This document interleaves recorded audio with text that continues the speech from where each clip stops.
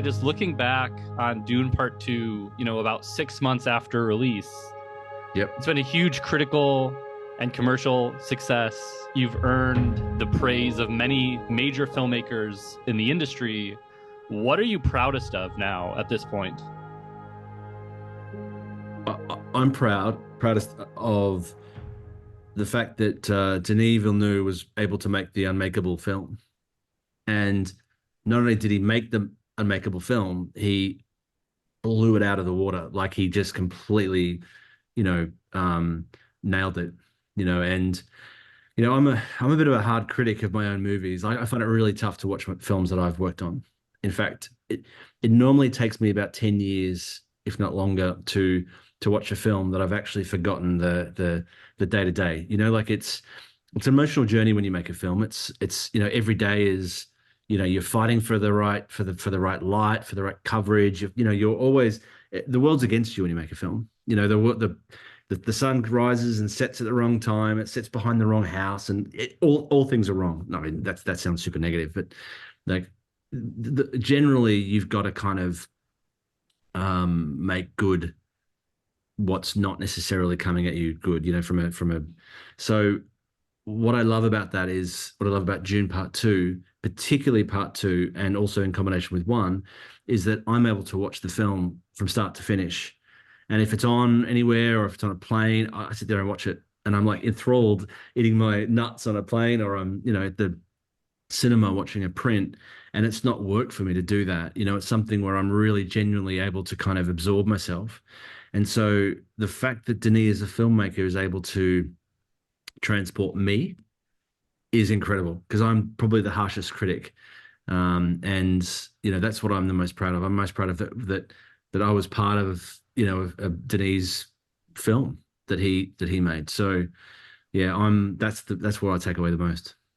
Yeah, that's beautiful. And I wanted to ask about that because you and Denis have talked at length about how you sort of see Dune and Dune Part 2 as one big film, and yet they're obviously different films. And I think they have very distinct looks in some ways, not only during the eclipse stuff or the off-world stuff, but even in familiar locations on Yep. Arrakis. Can you talk about from lens choices, camera, shot design, what did you guys decide to keep the same, and what did you decide should change, especially now that you've spoken about how Dune Part 2 is such a different experience for you as an Yep. audience member? One of the things we wanted to do was be closer to the characters. We knew that we had the stories intros be told, so we knew we've done that. So we knew we had perspective on the place. We knew we've established Arrakis. We knew we've established these places. So we felt like we needed to be tighter. So a couple of major changes from part one is we didn't use any anamorphic lenses. You know, we felt anamorphic was a good choice for Caladan, which was, claustrophobic for Paul. He had dreams about not being on Caladan, and he studied the all the Fremens, you know, all the information coming out of Arrakis in order to better understand the place. So for us, it felt like when he got to Arrakis, when his journey actually began, then it opens up to an IMAX to a ratio that's squarish, and also spherical lenses, and I feel like there's a really interesting take. I know some directors that love to shoot anamorphic primarily, and I know some directors that like to shoot spherical primarily. But I think mixing those up meant that we sort of started to create a different look between those two places, and it helped Paul's journey to be from Caladan to Arrakis. So that was number one. Number two is we went longer. We went a size longer, and it's really funny how it does something to the psyche when you lens choices. I mean, it's still something I'm learning about, frankly. All these years into filming, is that some people much prefer closer and wider, and some people prefer back and longer. But both times you can create the mood that you're going for depending on how you do it. So we went sort of a lens size longer, effectively. We started to default to like an 85 mil. Whereas before we sort of on spherical we started to default to like a 55 mil, 60 mil. So those were sort of two of the standout changes. The other thing was we knew that we could not have the desert looking like that for 4 hours of film if you include part one. So we've established the way we wanted Arrakis to look. Now we could have fun. We could have fun with eclipses. We could have fun with sort of, like black sand in the south. We could have fun with a lot more dust storms. We could have a lot more fun generally when it came to how that desert looked. So that was probably the biggest takeaway for me. Yeah, and you talk a lot about the closeness to the characters. And that actually perfectly sets up something I wanted to ask about, which is that there was a Q&A earlier this year, I think with the DGA, hosted by Steven Spielberg, and Mm, talking to Denis, and he talked about how the movie contrasts these epic tableau style wide shots. They almost look like living paintings with ultra close-ups that are very intimate yep, and near the yep. characters. And Steven Spielberg said he had never seen anything like that visual language before. Where did that style emerge from for you and Denis? It's a great question because it's funny because I don't exactly know. I do know this. I do know that Denis, one of the first things we talked about when we met, we had dinner in Venice Beach near my place, and we sat down at dinner, and he went, okay, before we were here, now we're here. Or like, and I went, tick, note to self. We need lenses that can be closer. We need to be closer. We need to be more intimate. We need to be sometimes uncomfortably close. Like some of those shots in IMAX of Timothy are uncomfortably close. And we even talked about it, going, "Oh, are we a bit close? Should we not pull back a little bit? Should we not be, just back a little bit?" And Denis, in his wisdom, often would go, "No, we need to be close." Oh, that's a terrible impersonation of his amazing accent, but he would be like, "No, we have to be close." Well, it's interesting because I saw Dune Part 2 in every main aspect ratio and format that it was released in. Really? I did. I saw it in scope. I saw it in the 190 digital IMAX on Hmm. Xenon. And then I'm one of those crazy people who drove out of their city to see it on 1570.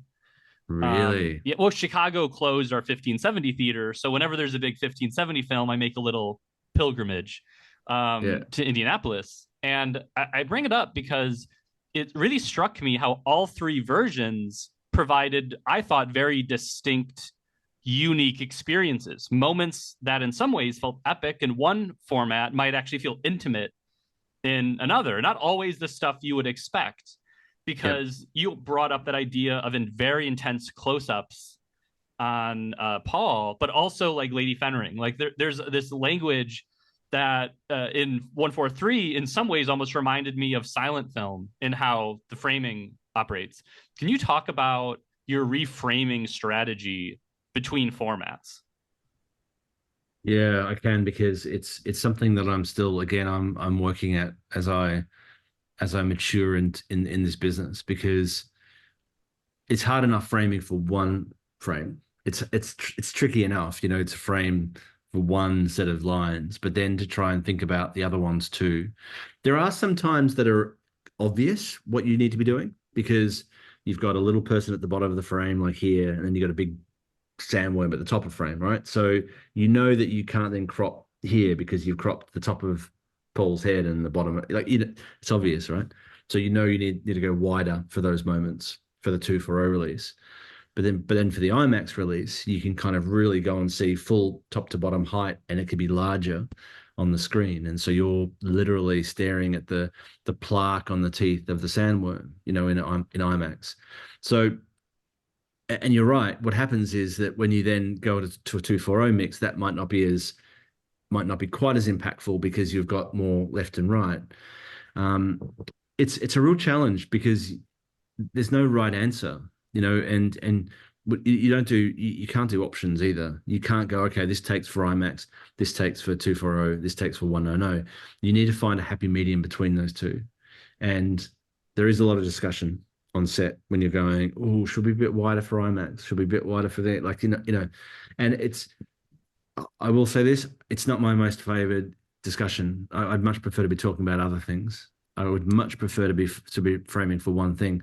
But I think in this day and age where you have multiple different theaters, and again, you never want to exclude an audience. Like you always want an audience who does not have access to an IMAX, to a proper, large format IMAX screen to be able to enjoy it in 240 or in 190, like you did. So yeah, it's a challenge, and I don't have an easy answer to that question. Well, it's interesting because I've also, we're talking here about, to some extent, your career, and you're a bit more comfortable watching Dune Part Two, but your career's been incredibly varied in a lot of different ways. But one through line is that you are very comfortable in darkness. And Mm, yeah, and when Zero Dark 30 came out, I hadn't seen anything like it. It kind of blew my mind of what images I was seeing, and luckily I was seeing it on a very fresh bulb, so I yep. could see it in its intended design. And I think you've kind of done that same thing with the Dune films for blockbusters, where you're kind of pushing the envelope of what we consider cinematic, whatever that means. Yep. And Yep. Yep. I'm thinking of how many key emotional scenes and action sequences are in very controlled but very low light. What attracts you to making those kinds of images? I mean, again, that's a very fine balance between making something that's so dark that the projectionist increases the level, which is exactly what happened on Zero Dark 30 at the theater I saw in Santa Monica. I walked in there and they lifted the entire movie because the ends they wanted to be brighter, and it devastated me as the maker of that. I had to walk out. I said something to the manager who was like, "Oh, okay." I wasn't rude. I just went, "Dude, that's not how it should look." And anyway, that's a classic filmmaker thing, isn't it? It's like Yeah. throwing popcorn in someone's face and storming out. I didn't do that, but I felt like it. Um, but like cinema is as much about the shadows as it is about about the light. Light only exists when you have shadows. Like you only can see things if you can see the opposite of it. You can only see shadow. So in my mind, like a lot of what takes place in drama takes place in the dark, in shadow, in hiding away, like not in the full brightness of the sun. And so I think to exclude the shadows as a narrative tool, I think's a shame. You only end up with sort of half the story. And so, I am always constantly trying to make sure that I can shoot darkness that doesn't become fatiguing for the audience as well. There is the theory that if you shoot something that's way too dark, too consistently dark, that you're struggling to see, that the audience is now struggling so much that, you know, like they're not thinking about the story, they're not listening to the characters talk, they're not sort of, absorbing that. And so for me, that's the balance that I'm trying to strike. It's obviously up for debate if I've achieved that goal when it comes to films like Dune Part Two, Part One, The Batman, Zero Dark 30. But that's the intended goal, is to make watchable darkness. I love that phrase, watchable darkness. And, speaking of the full brightness of the sun, or their lack of, I also wanted to ask about the Coliseum fight. You've talked at length about the infrared black and white visuals, but I'd like to ask about those huge draping shadows that are on the Coliseum floor, because it gives such a sense of kind of vivid verisimilitude to that scene, because those are shadows cast by buildings that don't Yep. actually exist. I assume maybe it's a Yep. mix of practical rigs and VFX, but could you just talk about how you achieve that? Well, that's as a result. That's a good question, because that is as a result of the limitations that we had. I think if we didn't have any limitations, if we had an arena the size of the real arena, if we had a set floor that was the size of the real arena, that we may not have ended up with that solution to a problem. And the problem was that we shot that between two stages at Origo Studios in Hungary, and we shot it outside because we realized that we wanted sun. But the problem between two stages is that there's a stage left and right, and you create the shadow gets created for, maybe a quarter of the day. The whole thing's in shadow or it creeps across, and you can stage it in the sun or in the shade. And we ended up sort of trying our best to make it work all in the shadow or in the sun, and it just didn't match. And so, I think that was Denis' very clever solution, to stage some of it in shadow and some of it in sun. Like it was I wouldn't say it was an afterthought, but a solve to a problem that we had, you know. So, and it's clever directing, by and as you said, what it does is actually adds something to the mix of the shadows, and which is something that I wish we actually thought and made deliberate. I wish we could sit here and go, oh, that was deliberate. We wanted to create that, but it was actually, clever directing, which is problem solving. Well, when I think of your work, whether it's with Villeneuve or other filmmakers, I often think about how you bring a little bit of extra texture to the image. Whether it's something to do with the lighting or something to do with the grade or how the camera is being used. I only have time for one more question, but I wanted to ask about your experiences with Unreal, Yep. because you designed so much of the lighting for this movie in Unreal. And I'm just curious, like, how much did you design specific shots in mind in Unreal versus on set? And what do you see as the future of the technology? I know it's a big question, but like, would you ever Yep. design an entire film in Unreal before ever arriving to set? Um, it's a big question because there's a big answer. But to put it short, yes, we could design an entire film in Unreal. It could replace real scouting, real storyboards. It could replace all those things, or at least augment them. It also depends on the filmmakers, and their ability to pivot. Like, some directors really love the technology. Some directors love putting the goggles on and standing in a 3D set and exploring a 3D set. Some directors embrace it. Some directors can't, because that's not the way their brain thinks.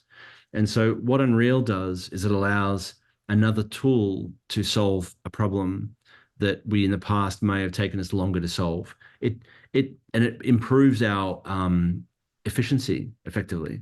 Like, we can pre-light scenes in Unreal in minutes that would have ordinarily take 10 people 3 days.